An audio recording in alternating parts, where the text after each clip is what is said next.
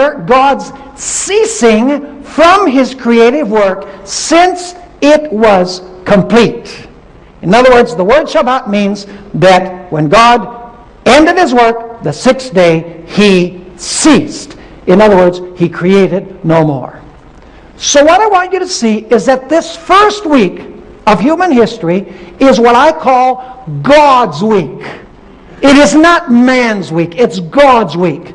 Because God worked 6 and God rested on the 7th. Yet we're still left with a question.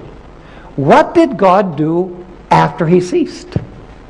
What quality of rest did God experience on the 7th day?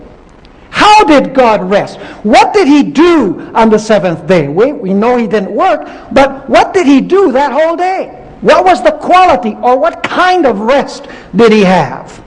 The fact is that the word Shabbat doesn't help us, because the word Shabbat simply says that after He finished His work, the 6th day He ceased. Now I can assure you one thing, and that is that God's rest on the Sabbath, His quality of rest on the Sabbath, was not because He was tired. Notice Isaiah chapter 40 and verse 28, which by the way is not being taken out of context because it's dealing with creation. Isaiah chapter 40 and verse 28. Here the prophet says, "Have you not known? Have you not heard? The everlasting God, the Lord, the creator of the ends of the earth, neither faints nor is what?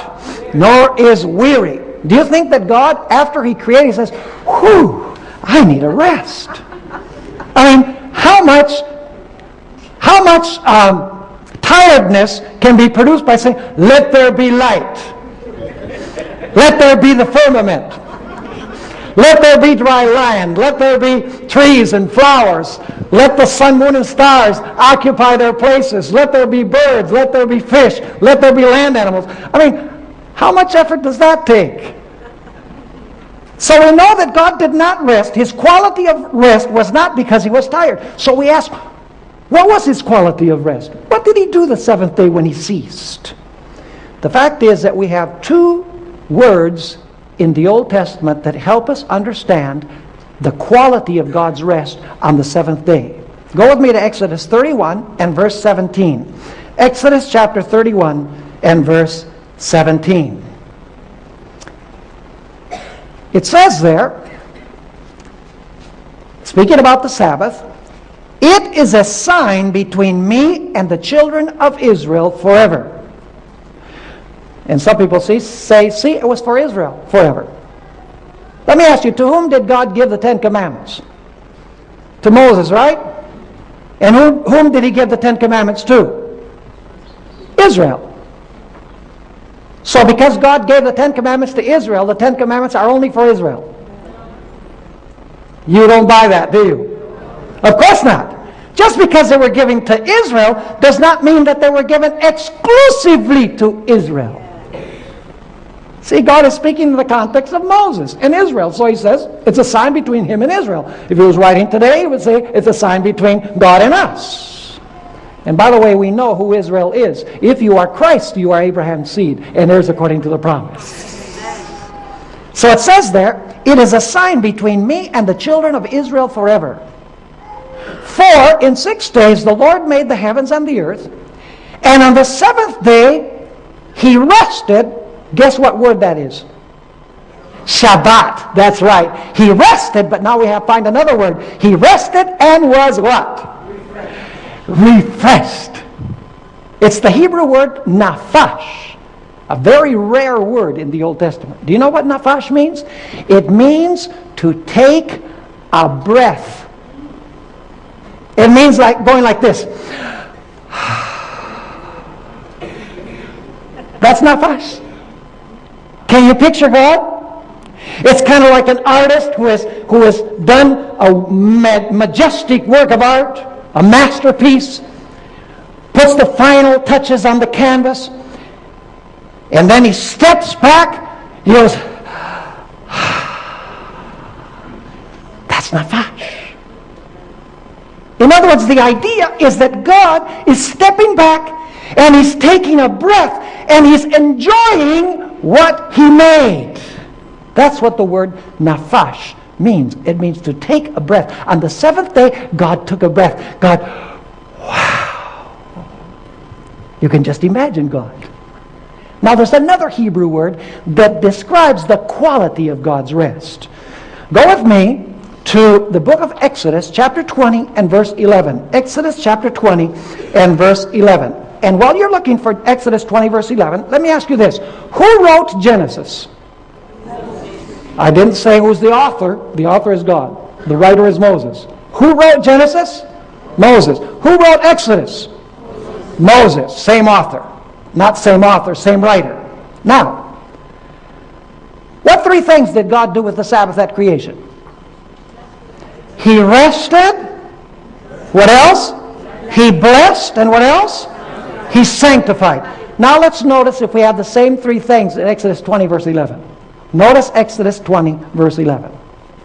For in 6 days the Lord made the heavens and the earth, the sea, and all that is in them, and rested the seventh day.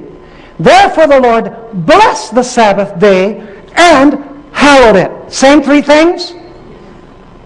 Did God rest? Yes. Did He bless? Yes. Did He sanctify? Yes. Now listen up. If you did not go to the original biblical language in which Exodus was written, you would never know that the word rested here is not the word Shabbat. So you say, listen, if Moses is the writer of both, and in both texts it says that God did three things, why does He use Shabbat in Genesis, but He uses Nuach in Exodus 20 and verse 11? And I'm going to tell you up front, it's because in Exodus God wants to emphasize His quality of rest. In Genesis He wants to emphasize that He ceased from His work of creating. It would be a good idea then to read some texts in the Old Testament that use the word nuach.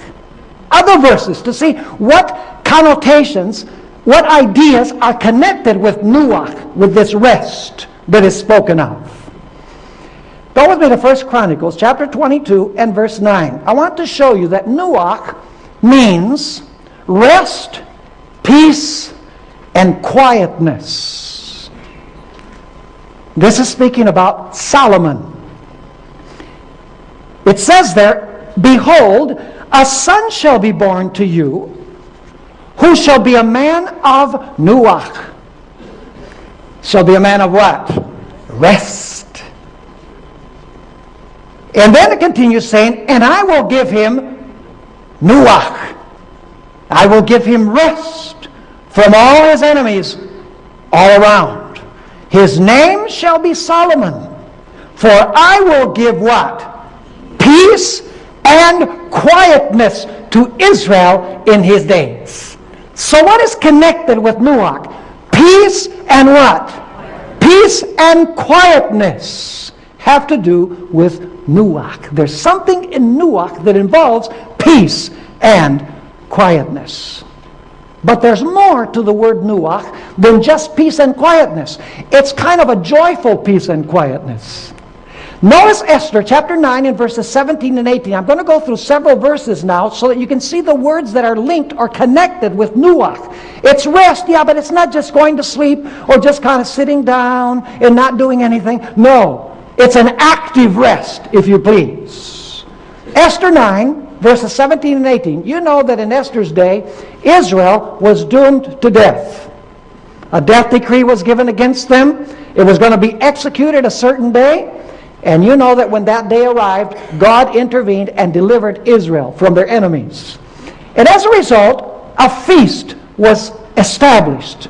And that feast is called Purim. By the way, it's still celebrated by the Jews today. It's celebrated almost like a carnival. You know, almost like, I hate to use the expression, almost like a Mardi Gras. You know, there's costumes and there's dancing and there's music. You know, they still celebrate Purim today in commemoration of their deliverance in the days of Esther. Now, listen to how this experience is described.